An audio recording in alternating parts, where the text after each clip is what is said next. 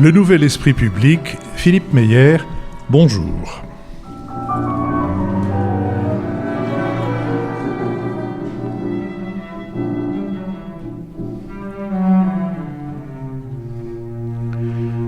Bonjour, merci de nous avoir rejoints pour ce Nouvel Esprit Public, au cours duquel nous allons tenter d'éclairer certains aspects de l'actualité. Nous le ferons avec Jean-Louis Bourlange, essayiste et ancien président de la Commission des Affaires étrangères de l'Assemblée nationale, David Jayes, non moins essayiste, et président d'une société de conseil dont tu vas nous rappeler le nom parce que Accent...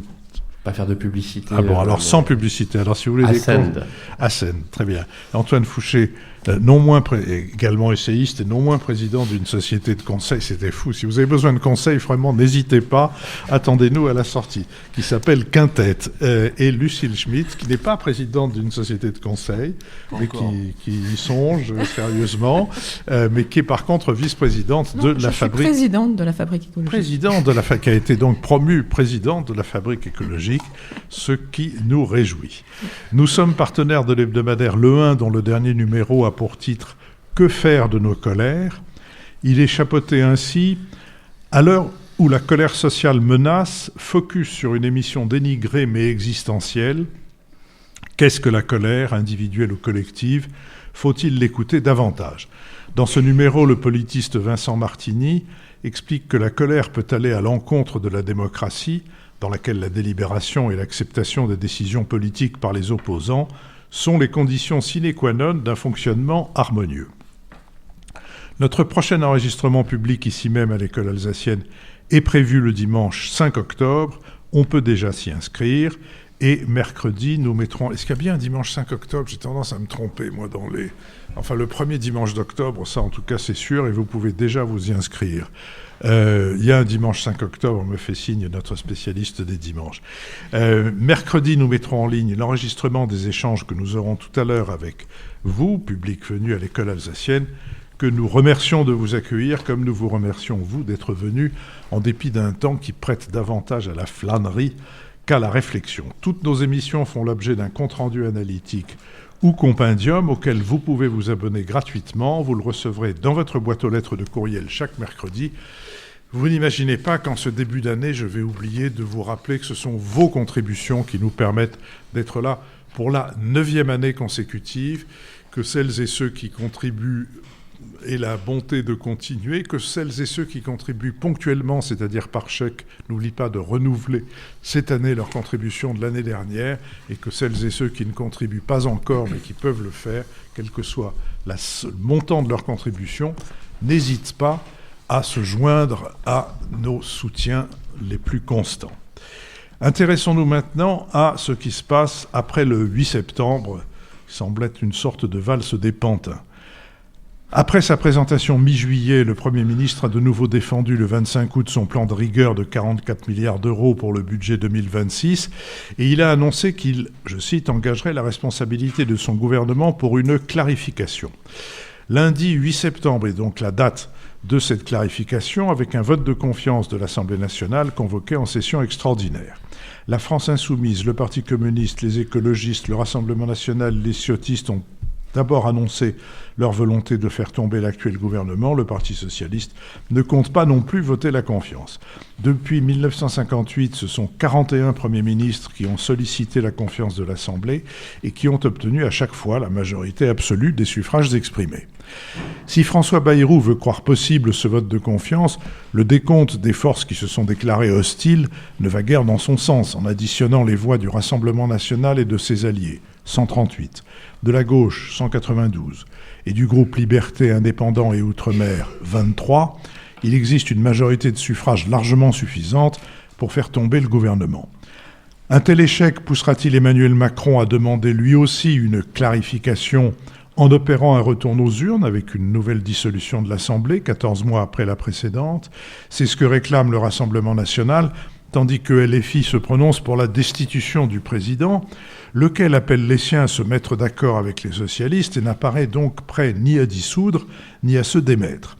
On voit d'ailleurs que les candidats à la succession de François Bayrou ne manquent pas. L'échec de son Premier ministre placera Emmanuel Macron en première ligne, désormais dépourvu de paratonnerre. Les appels à sa démission pourraient se multiplier, en particulier lors du mouvement de blocage du 10 septembre.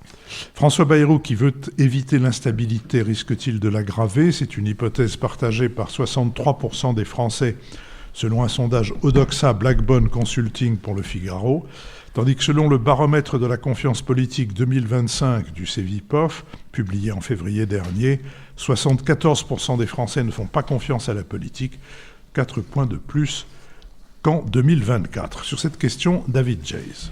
Oui, il y a une très bonne interview dans Le Monde de ce week-end d'Alain Duhamel, preuve, s'il en était besoin, qu'en temps de turbulence, la vieillesse n'est pas toujours un naufrage, elle peut même être une valeur refuge. Et je souscris... Il y a toujours un Duhamel de réserve en plus. Oui, mais celui-là en ce moment est probablement le plus précieux. Et il dit une chose que je partage, il commence par dire ce que n'est pas le moment que nous traversons. Ce n'est pas une crise de régime. La constitution de la Ve République est d'une incroyable plasticité et elle en a encore offert la démonstration ces 12 derniers mois, puisqu'on voit bien qu'on fait subir à nos pauvres institutions à peu près tout et n'importe quoi, et qu'elles encaissent les coups avec une forme de bravoure et de persévérance qui force l'admiration. Donc nous ne sommes pas dans une crise de régime, on arrive à s'adapter à tout, on arrive à s'adapter en réalité au retour de la 4e, au cœur de la 5e, et tout ça continue à peu près de fonctionner. En revanche, ce n'est pas parce que nous ne sommes pas dans une crise de régime que nous n'avons pas un certain nombre de crises très graves. La première étant une crise politique, ou plus exactement une crise des mœurs politiques. Là, il y a vraiment un dérèglement des mœurs qui s'aggrave de semaine en semaine. La dissolution a été, de ce point de vue-là, un peu la boîte de Pandore. On a des partis politiques très faibles, assez sectaires, avec des leaders de niveau moyen, qui ont beaucoup de difficultés à s'entendre autour d'une plateforme de gouvernement. Et au fond, ils auraient pu, après la dissolution et la fragmentation de l'Assemblée nationale, essayer de trouver des plateformes de gouvernement, des alliances. On voit bien que tout ça n'a pas été le cas. Ils n'ont pas beaucoup été aidés non plus par la façon dont les choses ont été conduites du côté de l'Élysée. Donc on a une crise des mœurs politiques. Deuxième crise, c'est une crise démocratique. Le baromètre de la confiance politique du Cevipof a été créé en 2007 à peu près, et il enregistre année après année une augmentation de la défiance des citoyens vis-à-vis de la vie politique. Je pense que les choses ne vont pas s'améliorer au terme de cette lamentable séquence qui a commencé avec la dissolution et dont on ne sait pas très bien quand elle va se terminer. On a le sentiment que les gens, après la colère, vient le désintérêt et le désengagement le plus complet. Les gens ont le sentiment que tout ça est un pathétique théâtre d'ombre. Et en réalité, l'écart entre la gravité de la situation financière, géopolitique, internationale et le caractère un peu comique ou tragicomique de la classe politique, de ses errements, de ses comportements, pousse alternativement à la colère et au désengagement. Et puis, sur fond de cette crise des mœurs politiques et de cette crise démocratique, il y a en réalité une troisième crise, plus ancienne, plus profonde, et qui est celle dont il faut que nous parlions aujourd'hui. C'est une crise nationale. En 2021, j'avais écrit un petit livre qui avait bien des imperfections, mais dont la thèse était assez simple. C'était que le modèle français, qui avait été construit après 1945 et qui avait été très performant durant les 30 Glorieuses, était arrivé à bout de souffle parce qu'il n'était plus adéquat aux fondamentaux économiques, sociaux, démographiques de notre pays. J'avais écrit ce petit livre parce que je pensais, à l'époque j'étais encore plein d'illusions, qu'un livre pouvait contribuer au débat public durant une élection présidentielle, mais plus profondément parce que je pensais que l'élection présidentielle de 2022 était le bon moment pour avoir ce débat. On peut se réjouir que ce débat réémerge ces derniers mois, et Antoine y a beaucoup contribué aussi avec son livre. C'est-à-dire que nous avons aujourd'hui un État social, un modèle social qui a grandi beaucoup plus vite que notre économie. Et en 1950-1955, nous avions 4 actifs pour 1 retraité. Bientôt, nous aurons 1 actif pour 1 retraité. On a une économie qui est à l'arrêt, qui ne grandit plus. On a un modèle social qui grandit et qui ne grandit pas forcément de la manière la plus efficiente et la plus efficace. Et donc, il y a un moment, il va falloir se poser cette question de quelle est la taille de l'État social que nous voulons. Et si nous voulons conserver un État social de cette taille, nous devons avoir une économie de la même taille. Et donc, l'équation qui est devant nous, elle est très compliquée parce qu'il faut à la fois sortir de la crise politique, sortir de la crise démocratique et traiter notre crise nationale qui n'est pas apparue il y a 2 ans, mais qui est plus ancienne que ça. Lucile Schmitt.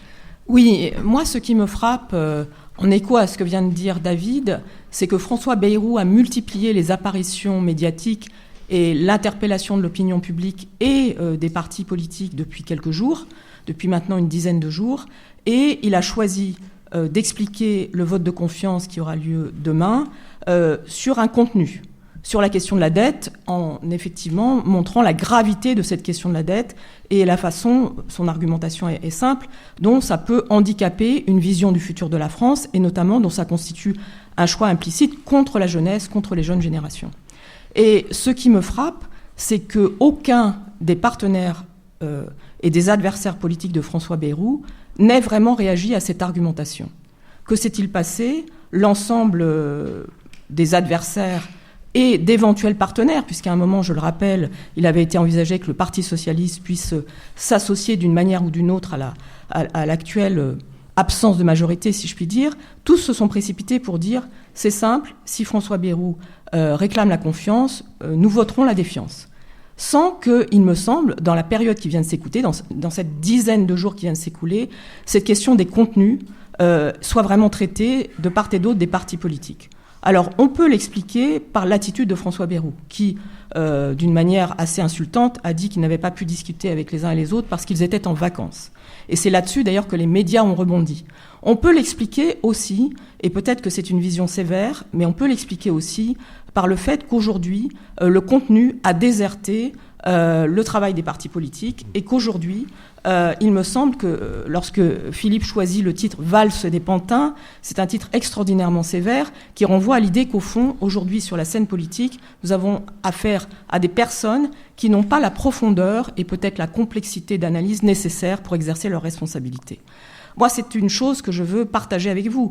J'ai fait pas mal de politique. Je suis aujourd'hui assez déçue, désappointée, est-ce que je dirais en colère comme le 1, par la façon dont le débat ne se noue pas sur les questions de fond. Et ça, c'est un point qui me semble essentiel. La question de la dette, qu'est-ce qui se passe ? On n'arrête pas d'en parler depuis plus d'1 an. Et au fond, ce que nous disent les Français, c'est que si cette question est aussi grave, pourquoi est-ce qu'on n'a pas réussi à imaginer la possibilité d'une coalition, d'une possibilité de compromis, d'une possibilité de gouverner ensemble qui existe dans d'autres partis, dans d'autres pays européens ? Alors, est-ce que ça signifie qu'Emmanuel Macron est responsable ? Est-ce que ça signifie que François Bayrou est responsable ? Est-ce que ça signifie que le Parti socialiste est responsable ? Est-ce que ça signifie qu'Ensemble est responsable ? Il me semble qu'il faut parler d'une forme de responsabilité collective, en fait, des acteurs du jeu politique face à cette incapacité à travailler ensemble tout en nous disant que la situation est très grave.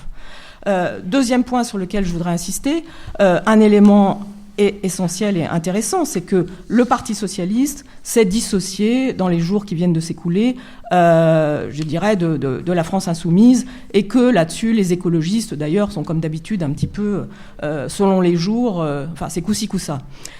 Cette dissociation du Parti socialiste pour dire, au fond, on pourrait exercer les responsabilités, ça place évidemment Emmanuel Macron face à un choix, puisque continue à circuler à la fois des noms qui relèvent de ses proches, comme Sébastien Lecornu, comme Gérald Darmanin, et le nom d'Olivier Faure qui est avancé. Pour cela, le Parti socialiste a notamment mis sur la table un contre-budget qui, comme par hasard, si je puis dire, propose des économies de l'ordre de la moitié de ce que propose François Bayrou, puisque François Bayrou propose 44 milliards et que le Parti socialiste propose 22 milliards. Ça fait un peu calcul de coin de table, c'est sans doute le cas d'ailleurs, mais en tout cas, ce qui est intéressant, c'est que peut-être à partir de cette question du contre-budget, on pourrait imaginer que projet contre projet, on ait enfin une discussion de fond et qu'on arrête de louvoyer. Eh bien, pour l'instant, ce n'est pas vraiment le cas, et ça, c'est aussi un point qui m'inquiète, c'est que je trouve que du côté de ceux qui pourraient exercer le pouvoir en ayant, au fond, une contestation du ruissellement, de la politique de l'offre, de la façon dont Emmanuel Macron a mis en œuvre depuis 2017 des options idéologiques et politiques, je trouve que le débat reste aussi assez pauvre. Et donc, il me semble qu'à la fois du côté des Français qui constatent des incertitudes géopolitiques et des incertitudes très fortes sur leur pouvoir d'achat, je vous rappelle que les Français épargnent comme des dingues, si je puis dire. Pognon de dingue, aujourd'hui c'est pognon de l'épargne. Il y a volontairement, il y a tout à fait légitimement une interrogation sur la capacité des responsables politiques à exercer justement ces responsabilités, que ce soit du côté des adversaires d'Emmanuel Macron ou du côté de ceux qui sont aujourd'hui les partenaires un peu flottants d'Emmanuel Macron. Antoine Fouché. Oui, moi je voudrais prolonger la conclusion de l'intervention de David pour aller dans le sens d'une argumentation en faveur du fait qu'on n'est pas dans une crise de régime, on est plus que dans une crise politique, c'est-à-dire on est vraiment dans une crise nationale et qu'il y a quelque chose d'un peu facile collectivement à se défausser sur la responsabilité de la classe politique, parce que la classe politique, depuis 50 ans, c'est nous qui l'élisons, on est dans une démocratie, ils ont une majorité à chaque élection, y compris celle qu'on a aujourd'hui et qui divise la France et le Parlement en trois blocs ou en trois ensembles qui sont incapables de travailler ensemble.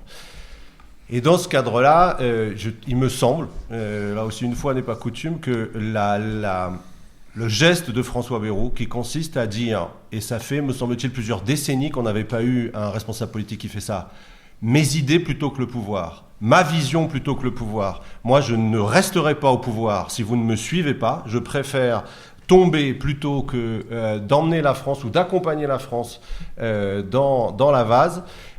C'est tout à son honneur et je regrette qu'il n'ait pas réussi à... Il a commencé à l'amorcer, me semble-t-il, mais qu'il n'ait pas réussi à vraiment inculquer cette idée ou diffuser cette idée, ou il a seulement commencé à diffuser cette idée que la crise est beaucoup plus profonde, historique, que ce dont on a collectivement conscience. Parce que sur cette question de la dette, je ne vais pas refaire le débat sur la dette ici, il a déjà été fait, comme l'a dit Lucile, beaucoup de fois ailleurs et très bien fait.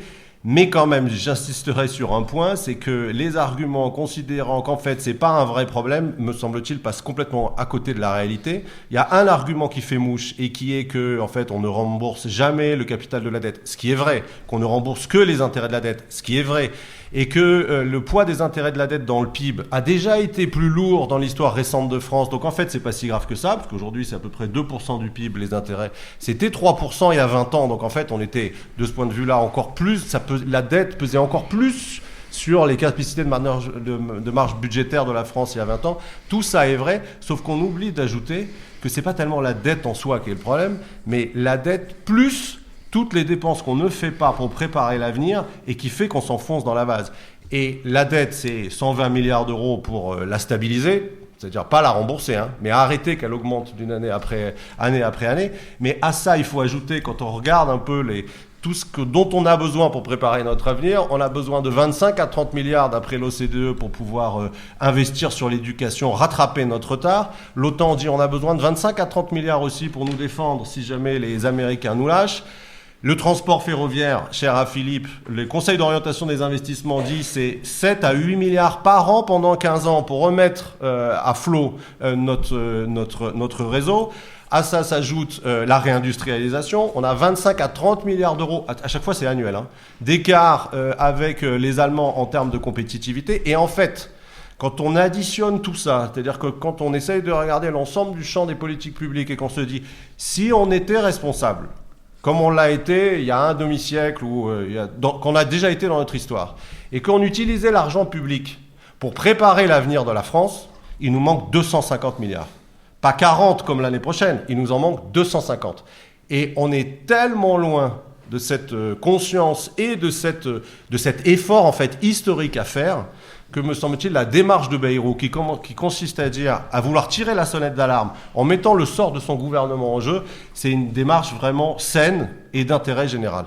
Alors après, pourquoi, j'en terminerai vraiment là, pourquoi est-ce que on n'y va pas et pourquoi la classe politique en fait ne dit pas, me semble-t-il, la vérité à l'ensemble du pays? Parce que 250 milliards c'est absolument énorme et c'est un effort qu'on n'a jamais fait, qu'on fait en fait qu'un pays fait une fois ou 2 fois par siècle maximum. Et quand on essaye de regarder concrètement ça serait quoi aller chercher 250 milliards, c'est tout ce qui est impossible ou même inimaginable dans la politique publique aujourd'hui, pas du fait de la classe politique, du fait des Français, c'est-à-dire travailler 3 ans de plus, 3 ans de plus, stabiliser les pensions de retraite pas 1 ou 2 ans, mais 5 ou 10 ans, de façon à faire baisser la part dans le PIB, et évidemment revoir la taille de l'État. David l'a évoqué, revoir la taille de l'État de façon peut-être pas thatchérienne, mais enfin substantielle, en supprimant des niveaux de territorial comme le département ou les régions, etc. Bref, quelque chose qui soulève une tempête de protestation, non pas dans la classe politique, mais dans la population. Et donc, me semble-t-il, on est vraiment face à une crise, nationale, parce que le fond du fond de la responsabilité et de la situation dans laquelle on est, c'est que gauche, droite, centre, compris depuis 50 ans, avec les élections de la population, nous ont conduit à cette situation, qui est une situation dans laquelle on s'enfonce dans la vase. Et pour sortir de la vase, on a un effort historique à faire, tel qu'on en fait 1 ou 2 fois par siècle, pas plus. Jean-Louis Bourlanges. Oui, moi je suis d'accord avec ce qui a été dit, mais notamment avec la dernière analyse d'Antoine. Je crois que c'est tout à fait juste. Et je ne vais pas discuter les chiffres, mais je crois que c'est dans ces termes-là que le problème se pose. C'est certainement pas une crise institutionnelle. Qu'est-ce que le problème est un problème parlementaire. Le président, le Parlement est ce qu'il est. Quand on conteste la Constitution, c'est généralement au nom de la 6e République pour donner plus de pouvoir au Parlement. Le pouvoir est parlementaire. Le président de la République est l'objet d'un rejet assez profond de la part de la population, mais c'est assez singulier parce qu'on lui reproche la dissolution. Moi, je crois que ceux qui sont fondés à lui reprocher la dissolution, d'abord c'est moi, c'est-à-dire les gens qui étaient dans la majorité d'hier et qui effectivement considèrent que le président a fait une contre-manœuvre stratégique de première bourre. Mais en revanche, comment des Français qui n'ont pas cessé de reprocher la verticalité du pouvoir de Jupiter devraient-ils lui faire grief de leur avoir demandé de s'exprimer à travers des élections législatives? Il y a donc, tout cela est un paradoxe et montre d'ailleurs un problème assez précis qu'il faut analyser du rapport des Français à l'ensemble de la classe politique et qui est en fait un rapport à eux-mêmes d'abord. La seconde chose, c'est qu'il faut avoir une analyse politique. C'est assez simple le problème. Nous avons eu traditionnellement une majorité qui avait une majorité présidentielle qui avait la majorité législative. C'était la période classique. Ensuite, on a eu des périodes de cohabitation entre une majorité présidentielle et une majorité parlementaire de sens opposé. Ici, nous sommes dans une situation extrêmement grave et tout à fait différente. C'est que nous avons une majorité présidentielle qui n'a plus la majorité parlementaire et qui est confrontée à une opposition qui est incapable de s'entendre, parce qu'on n'imagine pas, et eux-mêmes n'imaginent pas, que le Rassemblement national et la France insoumise pourraient gouverner ensemble. Donc on a le problème politique, c'est une opposition qui est structurellement divisée pour des raisons très profondes qui tiennent à des choix différents. Si nous étions dans un système à l'allemande de défiance constructive, il n'y aurait pas de problème. Parce qu'on aurait Bayrou, avant on avait Barnier, avant même on aurait gardé Attal, on aurait été dans l'opposition aurait été dans l'incapacité. Vous savez, la défense constructive, ça consiste à dire, c'est le choix allemand, qu'on ne peut censurer un gouvernement qu'à la condition d'avoir élu le candidat, le chancelier qui va lui succéder. C'est comme ça qu'on s'est mis d'accord.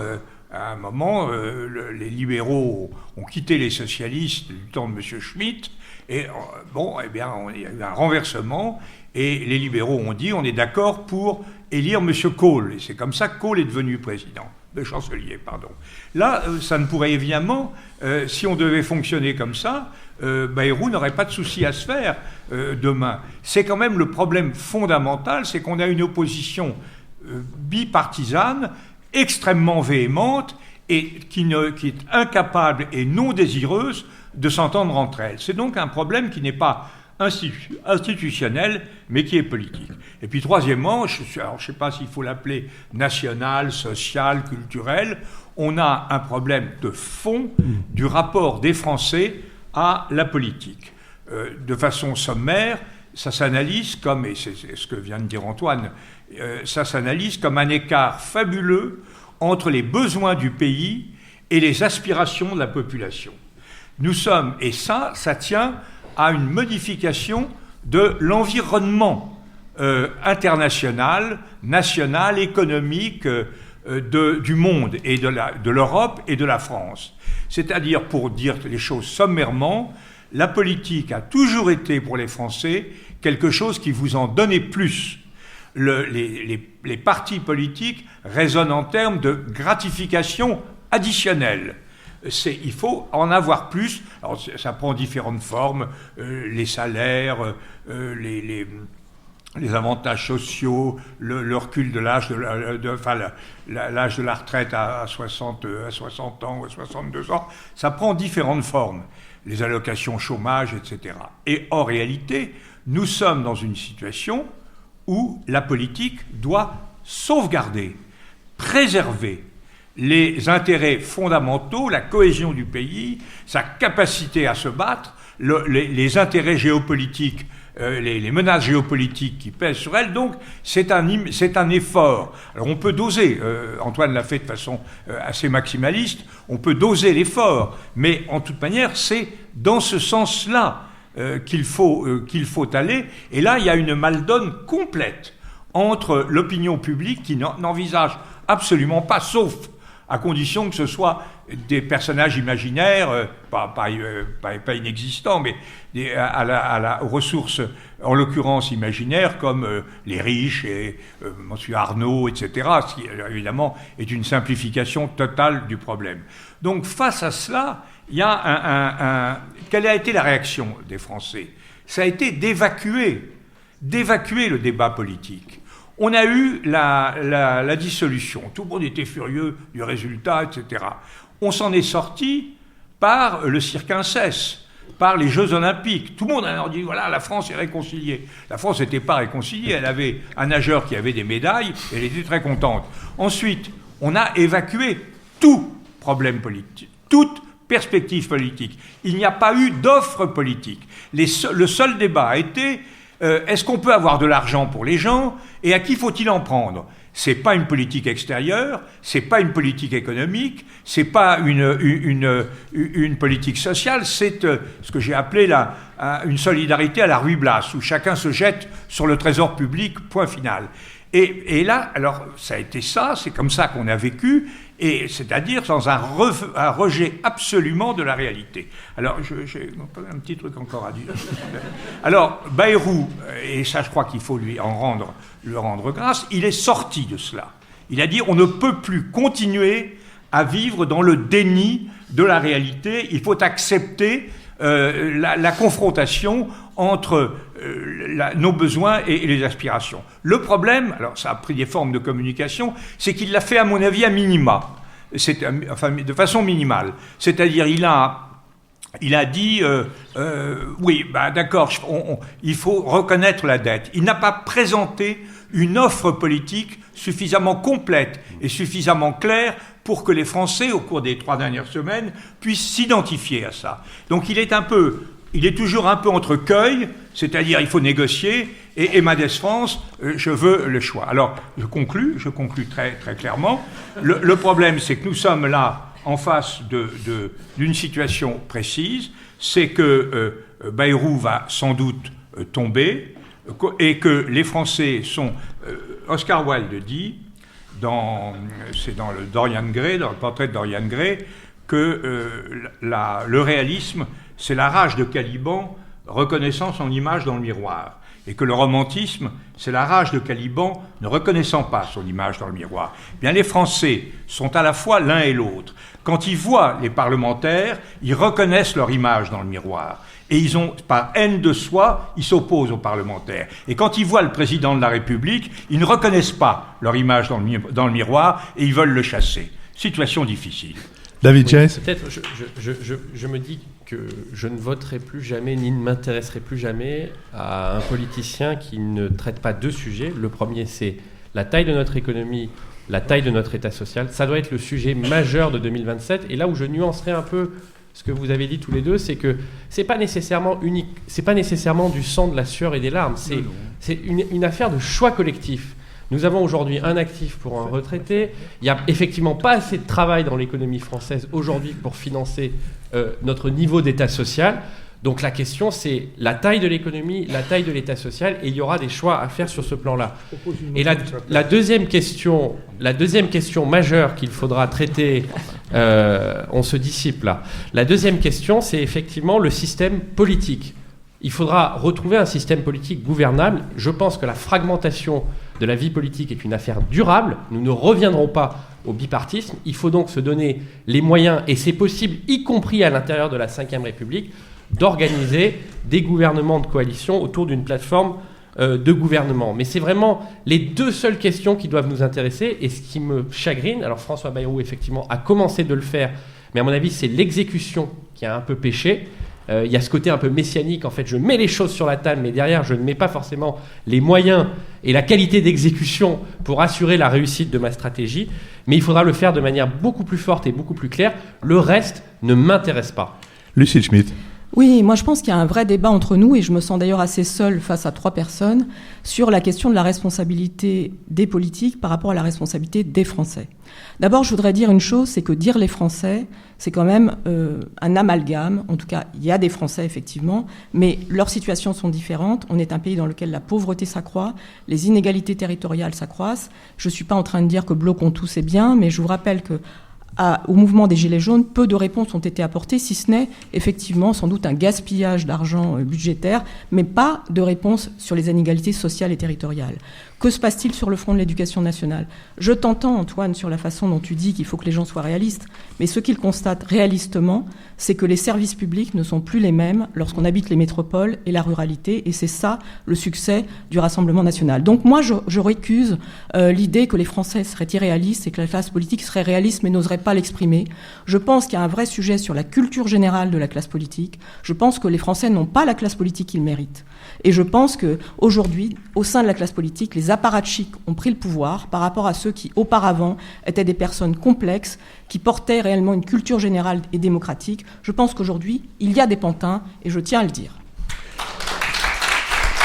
Je vous rappelle que nous aurons dans la deuxième partie, celle des questions et des échanges avec le public, la possibilité de revenir sur ce sujet. Marginalement, je voudrais dire que j'ai été touché par ce que David a dit sur la vieillesse à partir de l'article d'Alain Duhamel.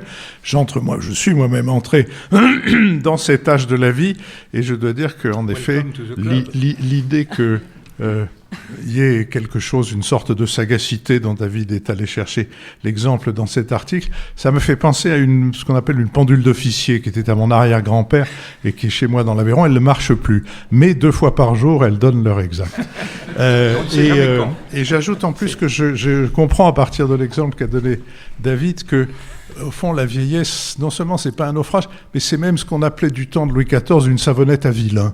C'est-à-dire que ça efface l'ensemble des comportements très discutables, professionnellement parlant, évidemment, je veux dire, que vous pouvez avoir eu tout au long d'une longue carrière.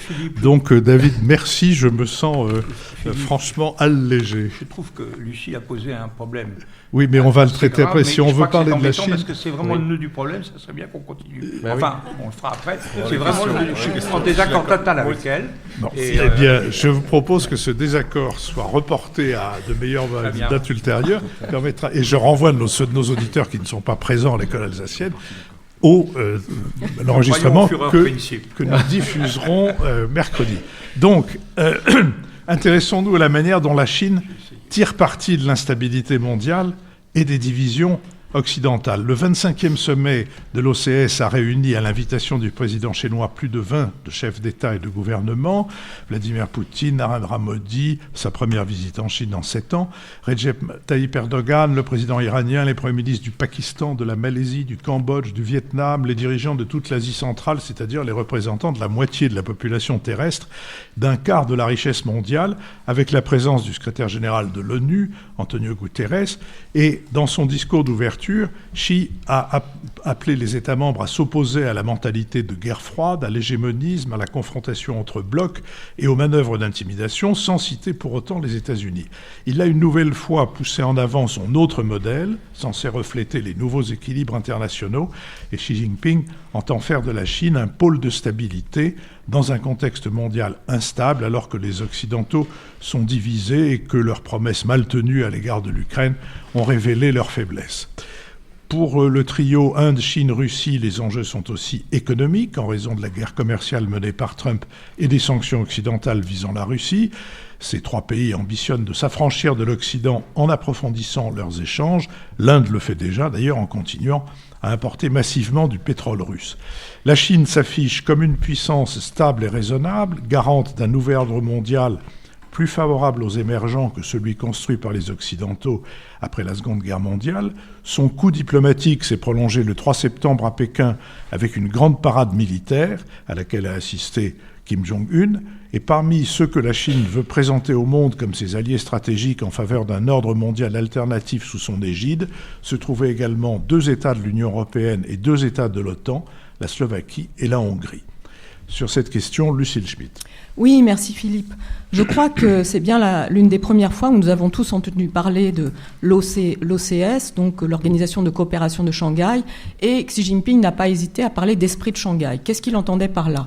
Il entendait par là qu'aujourd'hui, dans un monde extrêmement instable, dans lequel Donald Trump a lancé une guerre commerciale à l'égard de ses alliés, la Chine prétend ou voudrait être un point d'équilibre. L'OCS avait été créé quand la Chine avait adhéré à l'Organisation mondiale du commerce, à l'OMC, et l'un des paradoxes de ce sommet de Shanghai, c'est qu'Antonio Gutiérrez était à Shanghai, alors même qu'il n'a pas été reçu par Donald Trump depuis que Donald Trump est devenu président.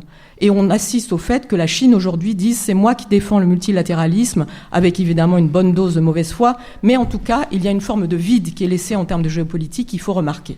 La deuxième chose intéressante, vous le rappeliez Philippe, c'est que cette organisation pacifique de sommet auquel assistaient d'anciens ennemis ou peut-être probables, continuant à être probables adversaires de la Chine comme Narendra Modi, le Premier ministre indien, a été suivie d'un défilé militaire qui a été une démonstration de force et que la question à se poser, c'est est-ce que la Chine, qui évidemment est prête à la guerre commerciale de longue date, qui en tout cas pratique une forme de compétitivité commerciale malhonnête, pourrait peut-être passer à la guerre commerciale du fait de l'attitude de Trump, est-ce que la Chine voudrait par ailleurs davantage encore la guerre ? Ça, c'est un point essentiel. Et Vladimir Poutine était resté assister au défilé militaire. Un certain nombre d'autres participants de Shanghai ont été plus prudents, comme Narendra Modi ou Erdogan. Mais en tout cas, cette question de l'offensive chinoise, les formes qu'elle prendra, ça, c'est un point essentiel pour nous, Européens. Pour ne pas être trop longue, je voudrais rappeler qu'au cœur de l'été a eu lieu un sommet Union européenne-Chine, qui est passé assez largement inaperçu, dans lequel Ursula von der Leyen, avec la langue bureaucratique qui la caractérise, a dit qu'il fallait que les relations entre la Chine et l'Union européenne est un point d'inflexion. On ne sait pas très bien dans quel sens, mais qu'en tout cas, le déficit de l'Union européenne à l'égard de la Chine a été multiplié par 2 en 10 ans, qu'il atteint 300 milliards d'euros par an, et que de ce fait, la question de la manière dont l'Union européenne pourrait envisager sa stratégie chinoise par rapport à l'antagonisme avec les États-Unis, mais aussi la capacité de la Chine à étendre sa zone d'influence en Afrique. Il y a des sommets Chine pays africains régulièrement, dans l'ensemble de l'Asie centrale, dans le Pacifique. Si Modi se rapproche de la Chine, comment pourrons-nous, nous Européens, et comment les États-Unis pourront-ils mener une politique, d'équilibre par rapport à l'influence chinoise dans l'Indo-Pacifique, par exemple? Toutes ces questions nous sont posées, et pour nous, Européens, pour l'instant, nous les avons traduites par l'idée d'un point d'inflexion. Antoine Fouché. Merci Philippe. Moi, je suis vraiment convaincu que ce sommet, c'est le symptôme d'un renversement de l'ordre mondial au profit du monde non occidental, sous la houlette de la Chine, et que ce renversement, il ne se fait pas seulement sur la force, mais il se fait sous l'égide du leadership économique utile au reste du monde. Alors quand je dis ça, j'ai bien le sentiment d'être un peu provocateur, donc je vais développer, mais il me semble que la Chine aujourd'hui, c'est par rapport au reste du monde, c'est la puissance qui propose une voie de progrès matériel et de développement économique au reste du monde que l'Occident a proposé au reste du monde au 19e et au 20e siècle. Et c'est sur ce sujet-là, c'est-à-dire sur quelque chose de beaucoup plus grave que la force, parce que d'entraînant et de soft power, on pourrait le dire comme ça, qui est évidemment pas basé sur la morale et pas basé sur les droits de l'homme, mais sur le progrès matériel et la résolution d'une question qui est commune à toute l'humanité, qui est la transition énergétique. Qu'est-ce qui permet de dire ça ? C'est que c'est la Chine aujourd'hui, et je dis ça en tant qu'Européen convaincu qu'il faut que les Européens se défendent, qu'ils se protègent, qu'ils ont été trop naïfs contre la Chine, etc. Mais si on fait cet exercice de lucidité, de regarder pourquoi est-ce que la Chine a réussi à rassembler la moitié de l'humanité, comme l'a rappelé Philippe sur les chiffres, alors que nous, Européens, on pèse 6% de l'humanité. Pourquoi est-ce qu'ils ont réussi ça ? Parce que c'est pas que de la peur. Il y a aussi une forme d'adhésion et d'espoir par rapport à ce que la Chine propose au reste du monde. Et me semble-t-il, c'est sur le développement industriel et les technologies nouvelles de la transition énergétique. La Chine a pris le leadership économique, mais à un point que même les États-Unis n'avaient pas au milieu du XXe siècle par rapport au reste du monde. Sur toutes les industries de la transition énergétique, ils sont en avance technologiquement et en termes industriellement, c'est-à-dire dans leur capacité de production. Ils produisent plus de panneaux solaires, par exemple, que les 7 producteurs de panneaux solaires du reste du monde. Ils produisent plus, ce sont les premiers producteurs de batteries dans le monde, ce sont les premiers producteurs d'éoliennes du monde. Et donc, ils ont réussi à faire ce que le Kissinger singapourien ou le Vedrine singapourien qui s'appelle Kishore Mahbubani a développé dans un livre qui s'appelle The Great Convergence. Ils ont réussi à créer la convergence entre les intérêts nationaux chinois et l'intérêt à long terme du reste de l'humanité en faisant de la Chine l'usine du monde qui crée la technologie qui diffusée dans le reste du monde à bas coût, sinon ça n'a aucun intérêt pour le reste du monde. C'est notre problème, le bas coût chinois, c'est la solution du reste du monde, de faire une usine mondiale pour diffuser des technologies qui vont permettre de réussir la transition énergétique. Et si cette hypothèse est juste, on voit pourquoi est-ce que c'est beaucoup plus grave pour nous, me semble-t-il, beaucoup plus grave qu'une simple question d'émergence économique, de rééquilibrage du rapport de force, parce qu'encore une fois, le leadership chinois, si cette hypothèse est juste, n'est pas basé sur la peur, parce que la peur, ça dure jamais longtemps et ça coûte très cher, mais c'est basé aussi sur l'intérêt et la solution qui sont apportées. Et de ce point de vue-là, semble-t-il, on peut faire l'hypothèse que la Chine est en train de nous remplacer, nous, Occident, États-Unis compris, en tant que leader mondial pour tracer la voie pour le reste de l'humanité. Je veux dire, encore une fois, pas moralement. Moralement, c'est pas le sujet, mais il n'y a pas que de la morale dans les relations internationales et ils apportent une solution. Et nous sommes, à ce stade en tout cas, incapables de faire la même chose, soit parce que les États-Unis se replient sur eux-mêmes, soit parce que nous, on s'intéresse davantage, 50% de dépenses sociales, à notre manière de vivre, à nous, Européens, et à limiter notre déclin, qu'à créer une industrie capable de fournir toute l'Afrique et le reste de l'Asie en industrie, leur fournissant de l'énergie pas chère pour les générations qui viennent au XXIe siècle. David Jayes. Alors, on dit souvent que quand le sage montre la lune, l'imbécile regarde le doigt, et il me semble que les Européens oublient la lune chinoise et se concentrent beaucoup sur le doigt de Trump. C'est-à-dire qu'il ne se passe pas une journée sans qu'il y ait une une de la presse sur les errements de Donald Trump, et personne ne regarde la Chine, alors que la grande submersion économique et industrielle, elle vient de la Chine. Ce sommet de Tianjin, et je pèse mes mots, est pour moi le deuxième grand événement de l'émergence de la Chine après les Jeux Olympiques de Pékin en 2008. D'abord, le choix du lieu. Tianjin, c'est une ville impériale très importante pour la civilisation chinoise, qui a été mise à sac à la fin du 19e siècle par les puissances concessionnaires occidentales et qui est vraiment la ville de l'affront colonial. Donc le fait d'avoir tenu ce sommet à Tianjin, pour la Chine, c'est laver l'affront. La deuxième raison, c'est le rapprochement entre la Chine et l'Inde. C'est absolument pas anodin, parce que l'Inde est désalignée de la Chine. L'Inde est dans une forme de guerre froide avec la Chine. Mais la politique de Donald Trump, qui est à la fois imprévisible, arrogante, brutale, qui, je le dis en passant, et j'assume le caractère provocateur, n'a pas que des inconvénients par rapport à la politique européenne qui, elle, est très lente et très prévisible, elle a pour conséquence d'éloigner un certain nombre de pays de l'alliance américaine. Et c'est le cas de l'Inde qui s'est pris des tarifs, des droits de douane de l'ordre de 50%. Donc la question fondamentale qu'a posée Antoine, et sur laquelle je voudrais un peu élaborer, c'était facile pour le Sud global en émergence au début du XXIe siècle de pointer l'hypocrisie de l'Occident, ses contradictions, ses doubles standards, c'est-à-dire d'un côté on fait la leçon de morale sur la démocratie, l'état de droit, et de l'autre côté on bombarde des pays et on pratique une politique d'une brutalité extrême. Ça a assuré un socle négatif, si j'ose dire, une émergence négative des pays qui ne se reconnaissent pas dans cette hypocrisie occidentale. Mais sur quel socle positif peut-on construire un Sud global ? Eh bien, il me semble, et c'est pour ça que ce sommet était d'une grande importance, que la Chine commence à apporter des réponses. D'abord avec son concept d'État-civilisation-monde. Qu'est-ce que la Chine veut nous dire ? Elle veut nous dire que la Chine ne donnera pas des leçons de morale, n'essaiera pas d'organiser le monde à sa manière, le principe de souveraineté est cardinal, mais elle sera une puissance de stabilité. De stabilité par la paix, la Chine fait le choix de la paix plutôt que de la guerre, de stabilité, Antoine l'a très justement dit, par la décarbonation, de stabilité par la prospérité matérielle, et de stabilité aussi par un combat qui était celui des Européens, la garantie du multilatéralisme. Alors même que les États-Unis se désengagent de toutes les grandes organisations internationales, la Chine, y compris dans les comités techniques, est extrêmement active pour fixer des standards internationaux et garantir la qualité de ces négociations. Et puis, dernier point, je me suis aussi intéressé au défilé militaire, au-delà du fait que c'est très amusant de voir ces milliers de soldats qui sont réglés comme une horlogerie suisse défiler en rang serré. Le niveau de technologie qui a été dévoilé par la Chine lors de ce défilé, avec des missiles intercontinentaux de plus de 20 000 km de portée, qui peuvent porter des têtes nucléaires, un niveau de dronistique hors du commun, des systèmes de combat, d'aviation extraordinaires, montre que la Chine est aujourd'hui, sur le plan industriel, la grande puissance mondiale. Mais pas seulement, comme l'a dit Antoine, pour ses bas salaires. Je vous recommande un autre livre qui s'appelle « Apple in China ». Les salaires en Chine dans les zones industrielles sont équivalents aux salaires en France aujourd'hui. Apple ou les grandes entreprises américaines ne vont pas en Chine pour le coût du travail.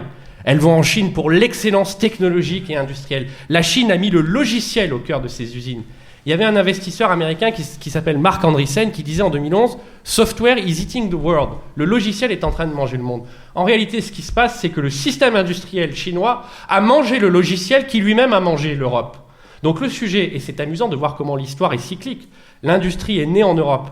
Elle a été massifiée par les États-Unis au moment de la Seconde Guerre mondiale, qui ont porté le plus grand effort industriel de tous les temps.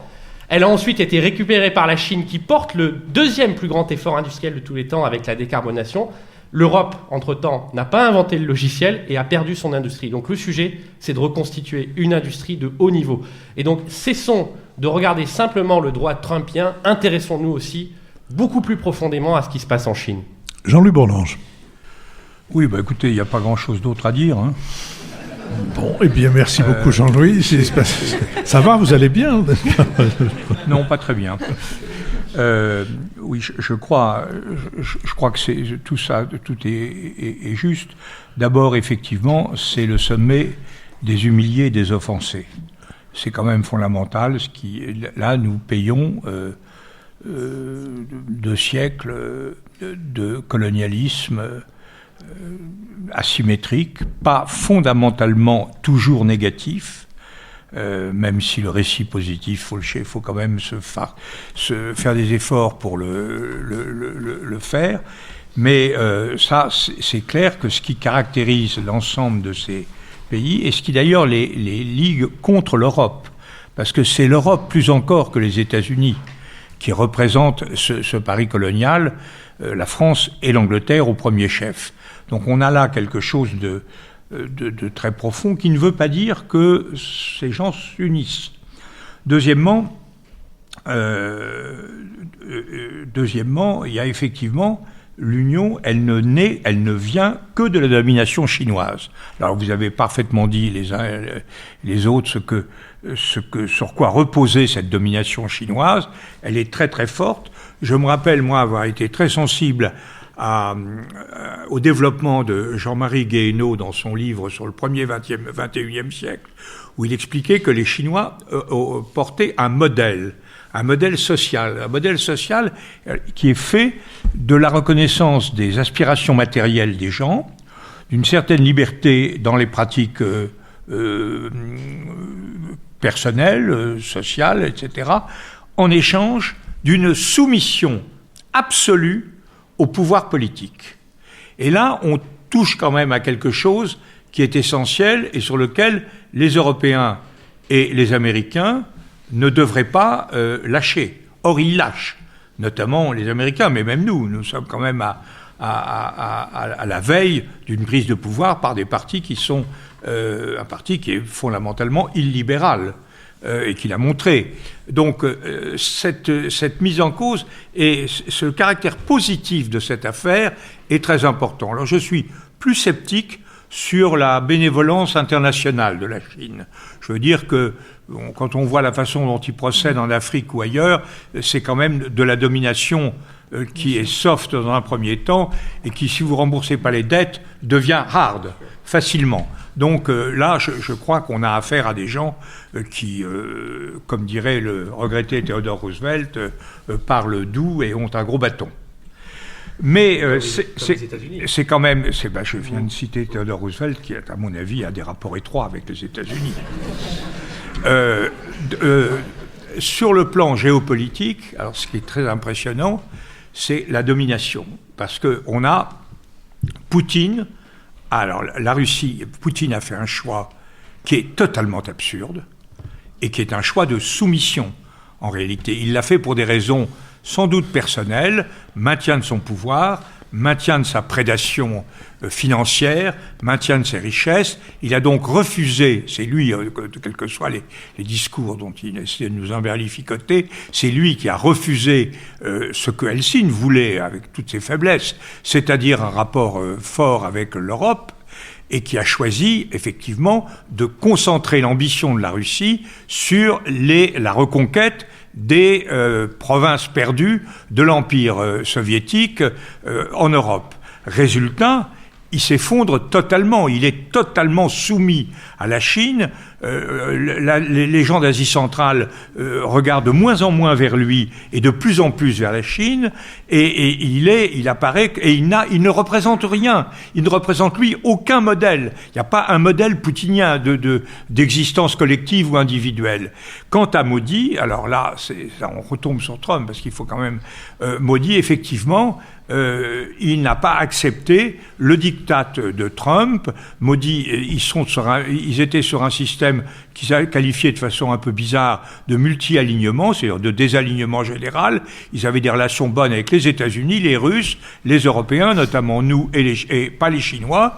Ils ont choisi de faire alliance, un accord très profond avec la Chine qui a des bases, parce que les contentieux sur l'Himalaya sont quand même assez marginaux. Et ça nous renvoie, et c'est là-dessus que je voudrais conclure, et c'est quand même là où on a raison de parler de Trump, ça nous renvoie à l'inconséquence totale de la politique américaine. Nous avons, si Monsieur Xi fait cette opération aujourd'hui avec succès, c'est parce que Trump, depuis qu'il est là, a complètement brisé toutes les formes de solidarité occidentale. Il a fait le même choix que Poutine, s'en prendre à l'Europe occidentale, alors que le problème est effectivement ailleurs. Il a contesté nos valeurs, qui sont les siennes, et qui est ce qui nous oppose aux Chinois, ce qui nous distingue des Chinois, et ce qui fait qu'on a quand même quelque chose à dire qui vaut mieux que ce que disent les Chinois, c'est-à-dire la liberté, l'état de droit, le respect des gens. Trump balaie tout ça, et sa politique n'est pas dictée par l'intérêt national américain, elle est dictée par des volontés de profit à court terme d'un certain nombre de gens, et notamment de son entourage. Donc là, on est en face de la première puissance mondiale, notre allié traditionnel, notre ami de toujours, celui à qui nous devons la liberté en 1945, qui est en train de massacrer totalement les intérêts occidentaux. Et face à cela, l'Europe est toujours désespérément faible, divisée, inerte, centrée sur la défense de ses droits acquis et incapable de voir loin et de prendre la mesure de ses responsabilités. Mais la responsabilité fondamentale, c'est la désorganisation de ce qu'on appelle l'Occident par le président Trump. Je vous remercie. Avant que nous ne passions à la au moment des questions et des échanges avec le public, nous sommes arrivés à l'heure de notre séquence finale traditionnelle, la séquence des brèves, que j'ouvrirai en vous révélant enfin ce que je vous ai caché depuis le début, c'est-à-dire que vendredi soir, aux environs de 20h, dans la salle de l'horloge du ministère des Affaires étrangères au Quai d'Orsay, le ministre de l'Europe et des Affaires étrangères, M. Jean-Noël Barrot, a épinglé les insignes d'officier dans l'ordre de la Légion d'honneur sur le sein de Jean-Louis Bourlange.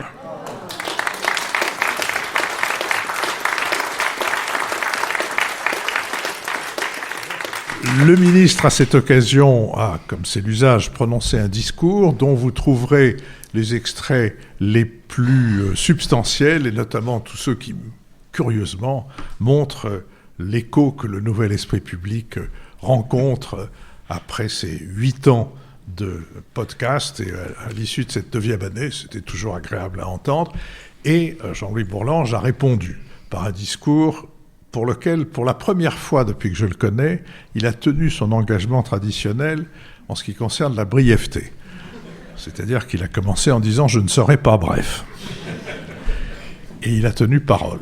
Mais je dois dire que c'est un remarquable discours qui revient sur l'ensemble de son engagement politique et de son analyse, notamment en matière de situation internationale, dont vous venez d'avoir un écho. J'ai donc décidé, avec l'accord des impétrants, de publier dans la rubrique lettres d'information de notre site, que vous pouvez consulter ou à laquelle vous pouvez vous abonner sans aucune difficulté, de publier les extraits substantiels du discours du ministre des Affaires étrangères et la totalité du discours de Jean-Louis, et que dont je vous recommande de prendre connaissance. Je peux dire un tout petit mot, un tout petit mot très bref. J'ai été élevé à la dignité d'officier. Philippe est commandeur dans l'ordre de la Légion d'honneur, et je crois qu'on voit bien la différence entre le chef et le soldat. Je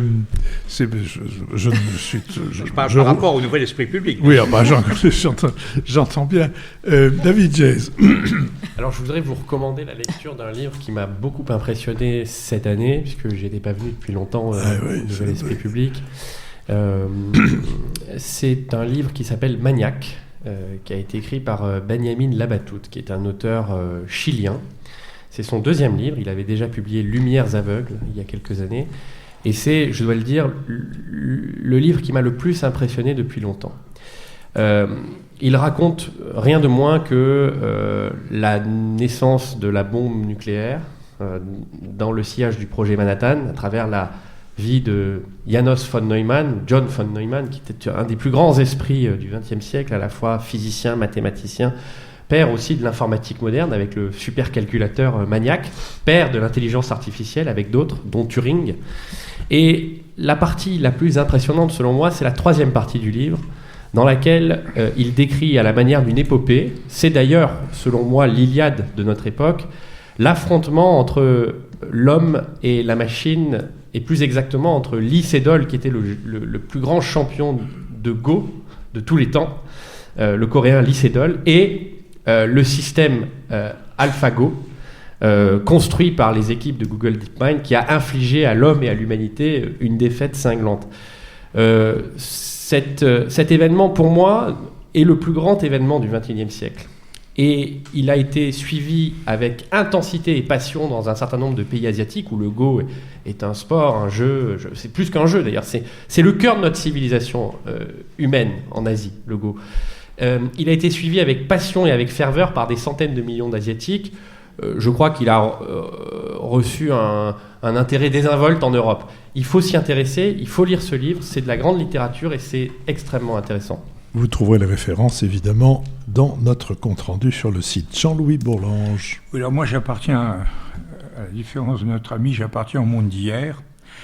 Et j'ai passé, chacun sait que je suis, enfin chacun sait parmi un certain nombre de gens, que j'écris depuis des années un livre sur le centre, qui verra le jour à peu près au moment où je fermerai les yeux, et qu'un journaliste a résumé en disant que c'était Bourlange écrit l'histoire du centre de Hugues Capet à François Bayrou. Et alors, au-delà du Capet, j'ai donc beaucoup travaillé cet été sur le 19e siècle. Et notamment, j'ai relu, et je voudrais signaler cette relecture, j'ai relu ce que j'avais lu quand j'étais à Sciences Po, c'est-à-dire les livres de Daniel Halévy sur la fin des notables, la République des ducs, c'est-à-dire le début de la Troisième République. Et je vous invite vraiment à lire à relire ces ouvrages. D'abord parce que c'est magnifiquement écrit. C'est une prose à la fois rigoureuse, poétique, enveloppante, d'une grande qualité. D'autre part, c'est animé par les temps qui courent. C'est là où je m'oppose à Lucie. Par les temps qui courent, c'est assez intéressant. C'est animé d'une très grande générosité à l'égard des responsables politiques, qui effectivement valaient peut-être mieux que les nôtres, mais du comte de Chambord à Gambetta, en passant par Thiers, il y a une compréhension, une intelligence, même dans la critique, il n'y a aucune flagornerie, aucune complaisance, mais il y a une espèce de compréhension. Et puis troisièmement, il y a ce personnel politique qui a suivi la guerre franco-prussienne, la défaite, l'effroyable défaite, inimaginable pour beaucoup d'esprits, et la capacité de ces gens, dont certains étaient républicains profondément, républicains modérés, d'autres orléanistes, les troisièmes légitimistes et même certains bonapartistes, la capacité de cette Assemblée nationale qui a jeté les bases de la Troisième République à défendre l'intérêt national, à penser ensemble ce qui les unissait. Comme disait le duc d'Aumale, il y avait la France. Et c'est vrai que tout le monde, le duc d'Audifay-Paquier, qui était président et qui a conclu les travaux de la première assemblée parlementaire élue au suffrage universel dans le calme, eh bien, l'a dit, vous avez vraiment mérité de la patrie, car vous avez fait passer toutes vos divisions après l'intérêt national. Alors, quand on regarde ça, on rêve et parfois on pleure. Cette République, il nous manque donc, si je comprends bien, d'avoir le poids du duc. Lucille Schmitt. Oui, ça n'a rien à voir. J'étais cet été voir une exposition sur le Paris d'Agnès Varda, le Paris d'Agnès Varda de ci, de là. Le Paris d'Agnès Varda, c'est le 14e arrondissement. Et je ne sais pas si vous avez déjà revu, si vous avez envie de voir ce film magnifique, Cléo de 5 à 7, qui date de 1962 et qui raconte cette promenade dans Paris d'une jeune chanteuse qui attend ses résultats médicaux et qui s'inquiète en fait sur la possibilité d'avoir une maladie grave. Et elle se promène dans ce 14e arrondissement où elle va faire un certain nombre de rencontres. C'est un film à la fois intime, politique et parisien. Pourquoi je dis qu'il est politique ? Parce que, par exemple, elle va en voiture avec une amie et l'amie lui dit fièrement « Je viens de passer mon permis de conduire. Je ne sais pas si je vais arriver à conduire. » Donc c'est assez intéressant. On réalise tout ce qu'on a parcouru comme chemin. Et ce qui est aussi assez passionnant, c'est qu'au Parc Montsouris, c'est au fond un inconnu, joué par Antoine Bourseillet, grand homme de théâtre, qui va la réconforter, alors même qu'elle a réalisé toute la futilité de son existence à travers cette promenade dans Paris, où aucun de ses amis n'était en mesure, au fond, de lui parler profondément de ce qui lui est arrivé. Et cette rencontre inopinée, cette rencontre... je termine, Philippe, mais c'est émouvant. Cette rencontre qui ne se renouvellera sans doute pas, puisqu'il part en Algérie, je crois que ça nous introduit aussi dans ce moment historique où Paris est traversé. Moi, je maintiens par rapport à ce qu'a dit Jean-Louis, qu'au fond, cette façon dont on fait de la politique peut être parfois plus intéressante que le jeu parlementaire. Antoine Fouché. Moi, je voudrais recommander, pour son intérêt politique, le livre qui est présenté aux États-Unis comme le nouvel évangile de la gauche américaine ou des démocrates, qui s'appelle Abundance, pardon pour la prononciation, Ezra Klein et Derek Thompson, qui est paru il y a 6 mois maintenant, donc qui n'a pas été traduit encore en français, mais qui est disponible dans plusieurs librairies à Paris. Pas besoin de passer par une plateforme de livraison. Et c'est intéressant au moins à 3 titres. Alors d'abord, c'est pas très bien écrit, hein, pardon de le dire comme ça, mais c'est des sciences humaines, donc c'est pas du tout Halévy, comme l'a dit Jean-Louis, mais l'avantage des sciences humaines en anglais, c'est que ça se lit beaucoup plus facilement que de la littérature. Et c'est intéressant pour 3 raisons. La première, c'est que alors ils viennent de la gauche, hein, les deux. c'est la vivacité de la critique et la lucidité de la critique de la gauche sur la gauche, en donnant des chiffres assez cruels. On construit 3 fois plus lentement et 3 fois moins en moyenne dans les États démocrates que dans les États républicains. Il y a moins de services, il y a beaucoup plus de sans-abri, le taux de pauvreté est plus fort. Enfin bon, c'est une critique très violente et documentée. La deuxième raison, pour aller vite, c'est qu'ils disent du coup que la solution, ça ne consiste pas à distribuer de l'argent, parce que de l'argent, quand il n'y a pas assez de biens, ça ne sert à rien. Donc il donne 2 exemples. Il donne l'exemple des logements. Ça ne sert à rien de donner de l'argent aux gens pour acheter des logements si on ne construit pas assez de logements. Ça ne sert à rien de donner de l'argent aux gens pour leur permettre d'avoir une nounou, une assistante maternelle, une crèche, s'il n'y a pas assez de place en crèche. Ça peut résonner très fort en France. Donc, et la troisième raison, c'est que quand même, ils ne montrent pas la solution, me semble-t-il, parce qu'ils s'en sortent par un espèce de techno-messianisme, en disant que si les États-Unis investissent sur la technique nous sauvera. Elle nous sauvera en construisant beaucoup plus vite, beaucoup plus de logements, totalement décarbonés et sans difficulté. Elle nous sauvera en remplaçant toute la nourriture animale par de la nourriture artificielle, etc., etc. Et donc en fait, le monde qui trace comme solution à la rareté n'est pas enviable, n'est pas désirable. Donc de ce point de vue-là, ça ne sera pas la solution qu'on pourra importer en Europe, mais quand même, leur lucidité sur la critique et l'idée qu'il faut produire plus et arrêter de donner plus de biens et moins d'argent, elle est quand même intéressante.